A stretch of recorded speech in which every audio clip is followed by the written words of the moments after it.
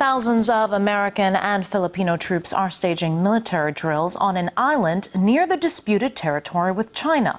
It's despite warnings from Beijing that the exercise could lead to confrontation. The U.S. has been boosting its presence in the Asia-Pacific region, a strategy seen as an attempt to challenge China's growing influence in the area. Asia Times roving correspondent Pepe Escobar is in the studio with me. Pepe, thanks for being with us today. So, a mock assault to retake an island in disputed waters. Surely the U.S. and the Philippines must see how that will irritate China. What's going on? Well, it's a true and tested strategy of divide and rule.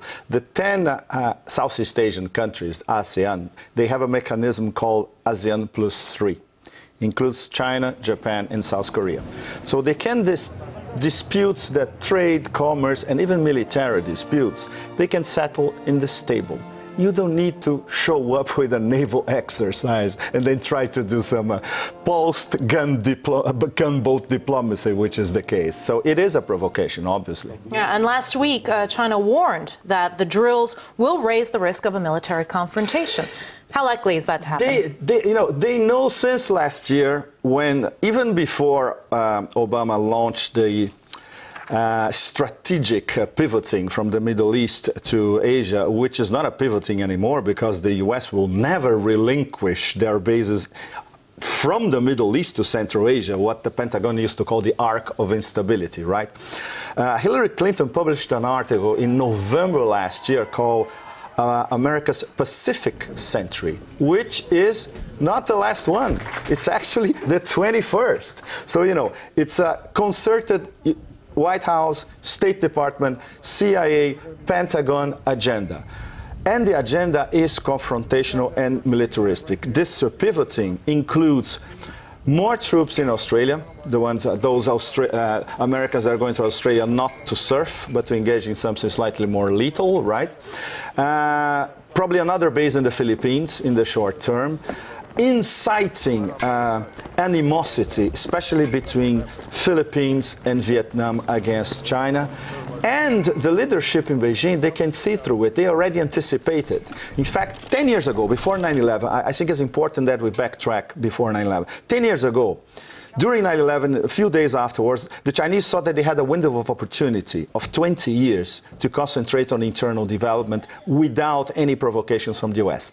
This window is gone in 10 years. So now this pivoting means that Qaeda Bogeyman, that ghost that never existed, in fact, is now completely over. So Obama put America in a kind of psychoanalytic divan. They say, okay, your trauma is over. Now let's concentrate on our competitor. And our biggest competitor is China.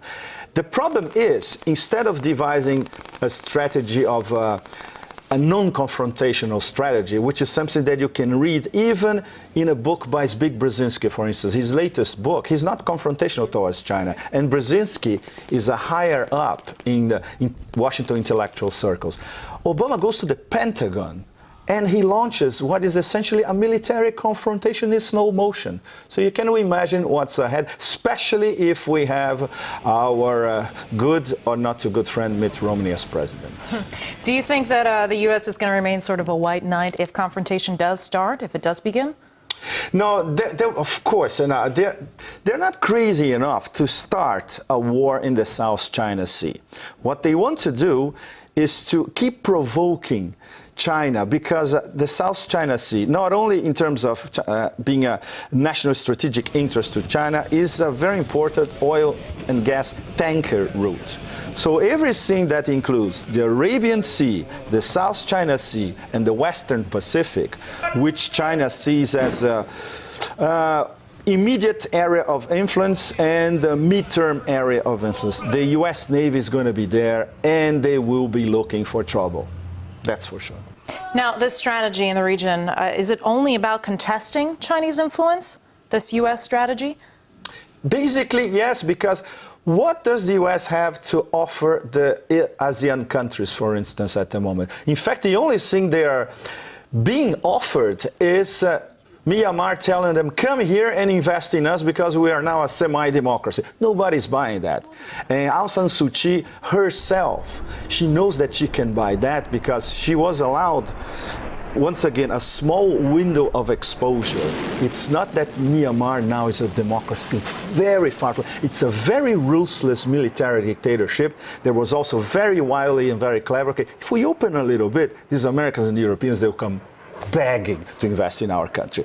Oil, gas, minerals, strategic reserves, a population that is relatively well educated, so it's great.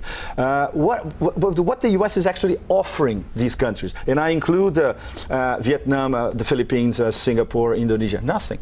So what's the next move, in your view, Pepe? What can now happen to make this all sort of go away? Look, I hate, no crystal balls. I think if we stick to the facts on the ground, the possibilities of a spark turning into something much more complicated are you have myriad areas. You have the Yellow Sea, you have those troops still in South Korea, you have the American troops still in Japan, you have more troops still in the Philippines, you have American troops in Australia.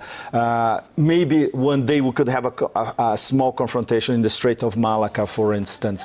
So it's part of the move towards a multipolar world that's being contested by Washington almost in a blind fury, because they don't have the intellectual equipment to try to reorganize themselves to being one power among many other regional powers. And in Asia and in Eurasia, that includes, of course, basically it's Russia and China. From a Pentagon point of view, no, it's, don't forget that the official doctrine in Washington, the Pentagon doctrine, is called full spectrum dominance. Many people think that we made that up. No, it's in the 2002 National Security Strategy, actually, and includes full domain of, let's go all over again, air, land, sea, cyberspace, and outer space. That's right. All right. Well, Asia Times roving correspondent, that's Pepe Escobar. Thank you very much for joining us. Thank you.